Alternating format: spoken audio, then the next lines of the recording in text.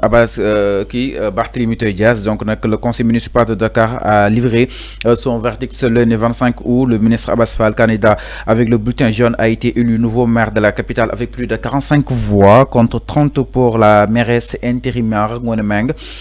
Ses autres concurrents, Daouda Gueye, Rose et Mohamed Massam Seyble, n'ont pas réussi à peser dans un scrutin tendu marqué par de fortes tensions politiques et un recours judiciaire toujours pendant. Donc cette victoire est considérée comme un succès stratégique majeur pour le régime en place en succédant à Barthélémy Diaz, figure emblématique de l'opposition. Abass Fall offre au pouvoir central un ancrage dans un bastion exactement longtemps sous les mains de l'équipe sortante. En tout cas, enfin, le résultat est wàcc ki nga xam ne que moo di Abass Fall jël na li nga xam ne que moo di mbir mi. Alors naka na ko daal di jàngatee par rapport ak aujourd'hui tension bi nga xam ne itam nemmeeku nañ ko si élection yi ak nu mu mujjee. Oui, comme c'était pressenti, hein, wax naa ko fii ci suba si c'était pressenti. Dit que Abass Fall, il l'a même dit, toutefois qu'il gagne la mairie, il démissionne du gouvernement, c'est ce qu'il a dit. Maintenant, on va attendre sa démission parce qu'il est élu nouveau maire. Voilà, il a dit qu'il va démissionner du gouvernement pour pouvoir s'occuper donc de la mairie de Dakar. On attend sa démission, c'est évident. Cour suprême. Oui, Cour suprême la rek. Lu mënta rendre, ñu déggee ko noonu. Mais man je ne vois pas comme on le dit, je ne vois pas l'urgence de la Cour suprême de statuer d'art rapidement sur les requêtes de Barthélémy Diaz. Les deux requêtes, la Cour suprême s'est précipitée même. C'est comme s'ils veulent aider Barthélémy Diaz. J'ai dit, c'est comme si. Voilà, ça pose problème. Gis nañu fi ay rabat d'arrêt de Ousmane Sonko ci ay élections. La Cour suprême est restée de 2024 pour rendre le verdict en 2025. Gis nga, Cour suprême. Lan moo xew? On se pose la question. Lan moo xew ci Cour suprême boobu? Lan moo xew? Qu'est-ce qui se passe au niveau de la Cour suprême? On ne comprend pas. Le temps de la politique n'est pas le temps de la justice n'est pas le temps des hommes. Nous acceptons quoi avec fierté. Sénégalais acceptent quoi avec fierté. Bàyyi leen justice mu liggéey. Sénégalais acceptent quoi. Le temps de la justice n'est pas le temps des autres. Nous Sénégalais acceptent quoi avec fierté. Ñu bàyyi justice. Moo tax ngay gis ay décisions yi peut prendre des semaines, des mois, des années pour que nous rendre un verdict.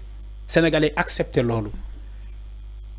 Mais en matière électorale, on nous dit souvent il y a des procédures d'urgence. En matière électorale, on nous dit souvent que c'est urgent. Te urgence bobu, gis nañu ko fi ci Ousmane Sonko. Il a déposé un rabat d'arrêt au niveau de la Cour suprême pour les élections. Parce que l'élection le demeure en 2024. Ousmane Sonko veut être candidat. Cour suprême là la def. Fallait ou le rabat d'arrêt bobu. Moutok 2025 pour donner un rabat d'arrêt de 2024. Pourtant, c'était en procédure d'urgence. Un rabat d'arrêt, procédure d'urgence là. L'avocat Ousmane Sonko double au niveau de la Cour suprême en procédure d'urgence parce que vice électoral moo amoon. Aujourd'hui, procédure d'urgence pour des élections, Barthélémy Diaz au niveau de la mairie de Dakar, la Cour suprême se précipite. Enfin, de l'un qui respecte. En fait, c'est ce que j'ai dit. Lan moo xew. Dara xewul. Ok. Tout est naturel en fait. Lan moo xew. Tout est naturel. La Cour suprême se précipite pour donner des décisions à la requête des deux requêtes de Barthélémy Diaz. Bi tey lañ koy joxe. Premier bi dañ koy joxe le 18 septembre. Le 18. Lan moo xew. Cour suprême di yàkkamti. Parce que Sénégalais ñoo koy xaar en fait. En rabat d'arrêt bi xaaruñu ko woon fii. Mais pourquoi nga bëgg ko dama ne rabat d'arrêt bi ndax xaaruñu ko woon fii. Mais pourquoi nga bëgg ko tëkkale ak ay Ousmane dama ne rabat d'arrêt bi xaaruñu ko woon fii. De 2024 ba 2025. Ba élection bi jàll Ousmane Sonko n'est pas candidat. léegi avocat Ousmane Sonko lan la ñuy jàpp. J'essaie de comparer parce que ñaari yëpp procédure d'urgence la ñaari yëpp procédure d'urgence la. Pourquoi ils ont laissé celle de Ousmane Sonko ba 2025 pour donner le verdict alors que yu Barthélémy Dias yi mu yàkkamti pour joxe ay date yoo xamante dina joxe verdict yooyu. Pourquoi? Qu'est-ce qui se passe réellement? Les Sénégalais ne comprennent pas. Nous comprenons, hein? Mais on respecte aussi les décisions de justice. Depuis décision, les Sénégalais vont respecter. Mais en sachant qu'ils ne sont pas d'accord. Les gens ne sont pas d'accord. Ils ne sont pas d'accord.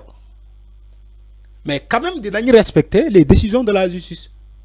Parce que la justice, on applique et on respecte. Même si les gens, parfois, ils ne sont pas d'accord. Ils ne sont pas d'accord. Ils ne sont pas d'accord. Donc, il faut féliciter d'abord le nouveau maire, Abass Fall. Il faut le féliciter parce qu'il a remporté que le meilleur gagne. Les autres n'ont pas démérité. Maintenant, comme vous voulez insister la Cour suprême, comme il y a une Cour suprême, on attend la Cour suprême.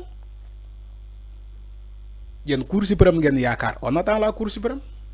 Oui. Donc, nous avons dit de la bête. Non, man de ma bête. Cour suprême. Dara de ma bête. Favorable à Barth de la bête. De ma bête. Cour suprême, man, parena ci mom. De ma bête. Dara de ma bête. Mais je respecte cette Cour suprême. Parce que Bankas Bougana qui va le respecte. Non, Fallou, il faut arrêter ce que tu dis, c'est grave. Il y a un pare nga si mom. Mais parena ci mom moy lan? Moy manam mom moy justice bu gëna kawé, mom moy joxé. Lolu kessé la. Aca rectifier cadre rek. Dédé rectifier wu ma dara. Lan lay rectifier? Lan la fi wax? Lan la fi wax Fallou? Arrête toi aussi. Arrête. Alors mi non exactement. En tout cas mu nek juridiction bo xamni ta won nañ ko jox warma ak cieur.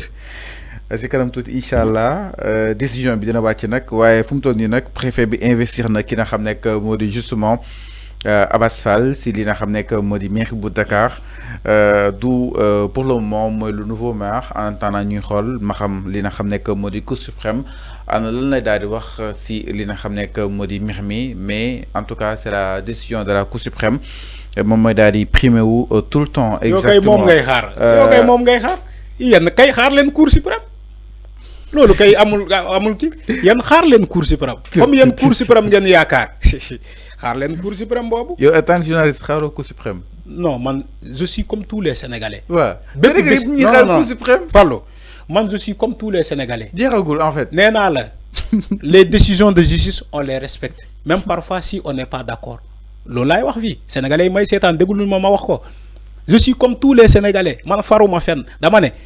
On respecte les décisions de justice, dañ koy jëfé, dañ koy appliquer. Même si parfois on n'est pas d'accord. Parfois on n'est pas d'accord. Parce que man gisuma précipitation ba mu Cour suprême nek di précipiter pour joxe ay verdict. Nako joxe ben yoon rek da ko wara joxe rek nako joxe ben yoon rek c'est important ci kanam midi en tout cas ñi déglu Cour suprême midi inshallah ci kanam. Alors dañuy ñëw ci Doudou Coulibaly moom ki nga xam ne que moo di Doudou nag leneen itam du côté de la régie exactement Doudou tey ji la nga fas yéene daal di